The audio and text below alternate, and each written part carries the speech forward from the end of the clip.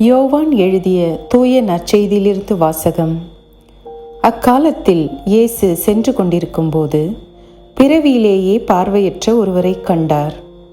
ரபி, இவர் பார்வையற்றவராய் பிறக்க காரணம் இவர் செய்த பாவமா, இவர் பெற்றோர் செய்த பாவமா என்று இயேசுவின் சீடர்கள் அவரிடம் கேட்டார்கள். அவர் மறுமொழியாக, இவர் செய்த பாவமும் அல்ல, இவர் பெற்றோர் செய்த பாவமும் அல்ல. கடவுளின் செயல் இவர் வழியாக வெளிப்படும் பொருட்டே இப்படி பிறந்தார். பகலாய் இருக்கும் வரை என்னை அனுப்பியவரின் செயலை நாம் செய்ய வேண்டியிருக்கிறது. இரவு வருகிறது, அப்போது யாரும் செயலாற்ற இயலாது. நான் உலகில் இருக்கும் வரை நானே உலகின் ஒளி என்றார். இவ்வாறு கூறிய பின் அவர் தரையில் உமிழ்ந்து உமிழ்நீரால் சேறு உண்டாக்கி அச்சேற்றை பார்வையற்றவருடைய கண்களில் பூசி, நீர் சிலோவாம் குளத்துக்கு போய் கண்களை கழுவும் என்றார். சிலோவாம் என்பதற்கு அனுப்பப்பட்டவர் என்பது பொருள். அவரும் போய் கழுவி பார்வை பெற்று திரும்பி வந்தார். அக்கம் பக்கத்தாரும் அவர் பிச்சை எடுத்து கொண்டிருந்ததை முன்பு பார்த்திருந்தோரும், இங்கே அமர்ந்து பிச்சை எடுத்து கொண்டிருந்தவர் இவர் அல்லவா என்று பேசிக்கொண்டனர். சிலர் அவரே என்றனர். வேறு சிலர் அவரல்ல, அவரைப் போல் இவரும் இருக்கிறார் என்றனர். ஆனால் பார்வை பெற்றவர் நான் தான் அவன் என்றார். அவர்கள், உமக்கு எப்படி பார்வை கிடைத்தது என்று அவரிடம் கேட்டார்கள். அவர் அவர்களை பார்த்து, இயேசு எனப்படும் மனிதர் சேறு உண்டாக்கி என் கண்களில் பூசி சிலோவாம் குளத்துக்கு போய் கண்களை கழுவும் என்றார். நானும் போய் கழுவினேன், பார்வை கிடைத்தது என்றார். அவர் எங்கே என்று அவர்கள் கேட்டார்கள். பார்வை பெற்றவர் எனக்கு தெரியாது என்றார். முன்பு பார்வையற்றவராயிருந்த அவரை அவர்கள் பரிசேயரிடம் கூட்டி வந்தார்கள். இயேசு சேறு உண்டாக்கி அவருக்கு பார்வை அளித்த நாள் ஓர் ஓய்வு நாள். எனவே எப்படி பார்வை பெற்றாய் என்னும் அதே கேள்வியை பரிசேயரும் கேட்டனர். அதற்கு அவர், இயேசு என் கண்களில் சேறு பூசினார், பின் நான் கண்களை கழுவினேன், இப்போது என்னால் பார்க்க முடிகிறது என்றார். பரிசேயருள் சிலர், ஓய்வு நாள் சட்டத்தை கடைபிடிக்காத இந்த ஆள் கடவுளிடமிருந்து வந்திருக்க முடியாது என்று பேசிக்கொண்டனர். ஆனால் வேறு சிலர், பாவியான ஒரு மனிதரால் இத்தகைய அரும் அடையாளங்களை செய்ய இயலுமா என கேட்டனர். இவ்வாறு அவர்களிடையே பிளவு ஏற்பட்டது. அவர்கள் பார்வையற்றிருந்தவரிடம், உனக்கு பார்வை அளித்த அந்த ஆளை குறித்து நீ என்ன சொல்கிறாய் என்று மீண்டும் கேட்டனர். அவர் ஓர் இறைவாக்கினர் என்றார் பார்வை பெற்றவர். அவர் பார்வையற்றிருந்து இப்போது பார்வை பெற்றுள்ளார் என்பதை அவருடைய பெற்றோரை கூப்பிட்டு கேட்கும் வரை யூதர்கள் நம்பவில்லை. பிறவியிலேயே பார்வையற்றிருந்தான் என நீங்கள் கூறும் உங்கள் மகன் இவன்தானா?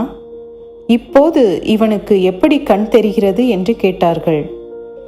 அவருடைய பெற்றோர் மறுமொழியாக, இவன் எங்களுடைய மகன்தான், இவன் பிறவியிலேயே பார்வையற்றவன்தான், ஆனால் இப்போது எப்படி அவனுக்கு கண் தெரிகிறது என்பதோ, யார் அவனுக்கு பார்வை அளித்தார் என்பதோ எங்களுக்கு தெரியாது. அவனிடமே கேளுங்கள், அவன் வயது வந்தவன்தானே, நடந்ததை அவனே சொல்லட்டும் என்றனர். யூதர்களுக்கு அஞ்சியதால்தான் அவருடைய பெற்றோர் இப்படி கூறினர். ஏனெனில் இயேசுவை மெசியாவாக ஏற்றுக்கொள்ளும் எவரையும் தொழுகை கூடத்திலிருந்து விலக்கிவிட வேண்டும் என்று யூதர்கள் ஏற்கனவே தங்களிடையே உடன்பாடு செய்திருந்தார்கள். அதனால் அவருடைய பெற்றோர், அவன் வயது வந்தவன்தானே, அவனிடமே கேட்டுக்கொள்ளுங்கள் என்றனர். பார்வையற்றிருந்தவரை யூதர்கள் இரண்டாம் முறையாக கூப்பிட்டு அவரிடம், உண்மையை சொல்லி கடவுளை மாட்சிப்படுத்து, இம்மனிதன் ஒரு பாவி என்பது எங்களுக்கு தெரியும் என்றனர். பார்வை பெற்றவர் மறுமொழியாக, அவர் பாவியா இல்லையா என்பது எனக்கு தெரியாது. ஒன்று மட்டும் எனக்கு தெரியும், நான் பார்வையற்றவனாயிருந்தேன், இப்போது பார்வை பெற்றுள்ளேன் என்றார். அவர்கள் அவரிடம், அவன் உனக்கு என்ன செய்தான் எப்படி பார்வை அளித்தான் என்று கேட்டார்கள். அவர் மறுமொழியாக, ஏற்கனவே நான் உங்களிடம் சொன்னேன், அப்போது நீங்கள் கேட்கவில்லை. இப்போது மீண்டும் ஏன் கேட்க விரும்புகிறீர்கள்? ஒருவேளை நீங்களும் அவருடைய சீடர்கள் ஆக விரும்புகிறீர்களோ என்று கேட்டார்.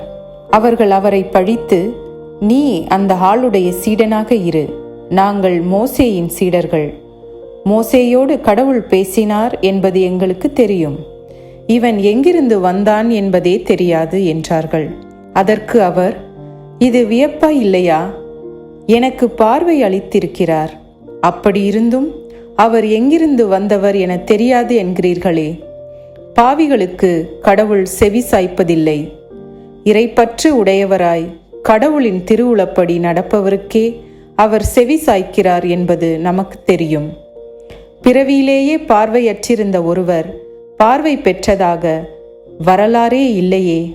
இவர் கடவுளிடமிருந்து வராதவர் என்றால் இவரால் எதுவுமே செய்திருக்க இயலாது என்றார். அவர்கள் அவரை பார்த்து, பிறப்பிலிருந்தே பாவத்தில் மூழ்கி கிடக்கும் நீயா எங்களுக்கு கற்றுத் தருகிறாய் என்று சொல்லி அவரை வெளியே தள்ளினர். யூதர்கள் அவரை வெளியே தள்ளிவிட்டதை பற்றி இயேசு கேள்விப்பட்டார். பின் அவரை கண்டபோது, மானிட மகனிடம் நீர் நம்பிக்கை கொள்கிறீரா என்று கேட்டார். அவர் மறுமொழியாக, ஐயா, அவர் யார் சொல்லும், அப்போது நானும் அவரிடம் நம்பிக்கை கொள்வேன் என்றார். இயேசு அவரிடம், நீர் அவரை பார்த்திருக்கிறீர், உம்மோடு பேசிக் கொண்டிருப்பவரே அவர் என்றார். அவர், ஆண்டவரே, நம்பிக்கை கொள்கிறேன் என்று கூறி அவரை வணங்கினார். அப்போது இயேசு, தீர்ப்பு அளிக்கவே நான் இவ்வுலகிற்கு வந்தேன், பார்வையற்றோர் பார்வை பெறவும் பார்வையுடையோர் பார்வையற்றவர் ஆகவுமே வந்தேன் என்றார். அவரோடு இருந்த பரிசேயர் இதை கேட்டபோது, நாங்களுமா பார்வையற்றோர் என்று கேட்டனர். இயேசு அவர்களிடம், நீங்கள் பார்வையற்றோராய் இருந்திருந்தால் உங்களிடம் பாவம் இராது. ஆனால் நீங்கள் எங்களுக்கு கண் தெரிகிறது என்கிறீர்கள், எனவே நீங்கள் பாவிகளாகவே இருக்கிறீர்கள் என்றார்.